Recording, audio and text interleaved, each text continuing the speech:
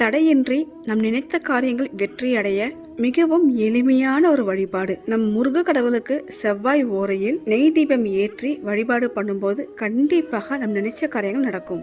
6 வெற்றிலை காம்பு கிள்ளி எடுத்துக்கணும். நல்லா கழுவிட்டு மஞ்சள் குங்குமம் இட்டு மயில் தோகை போல் பித்தளை தாம்பால் தட்டில் அடுக்கி வச்சிடணும். சின்னதா ஒரு அகல் விளக்கு எடுத்துக்கோங்க. சந்தனம் ஃபுல்லா தடவிட்டு மஞ்சள் குங்குமம் வச்சு வெற்றிலைக்கு நடுமத்தியில அகல் விளக்கு வைத்து நெய் ஊற்றி பஞ்சுத்திரி போட்டு 6 வெற்றிலைக்கான காம்பு கிள்ளணும் இல்லையா, அந்த காம்பையும் அதிலேயே போட்டு நெய் தீபம் ஏற்றி மனமுருகி வேண்டும் போது நினைத்தது நிறைவேறும். இந்த தீபம் ஏற்றுவதற்கு சிறப்பான கிழமை நேரம் பார்த்தீங்கன்னா செவ்வாய் கிழமையில் வருகின்ற செவ்வாய் ஓரையில் ஏற்றுவது மிகவும் சிறப்பானது. செவ்வாய் ஓரை காலை 6 to 7 மணி, மதியம் 1 to 2 மணி, மாலை 7 to 8 மணி. முருகருக்கு செவ்வாய் ஓரையில் நைவேத்தியம் செய்து நெய் தீபம் ஏற்றி வழிபாடு பண்ணும்போது வேண்டிய வரம் கிடைக்கும்.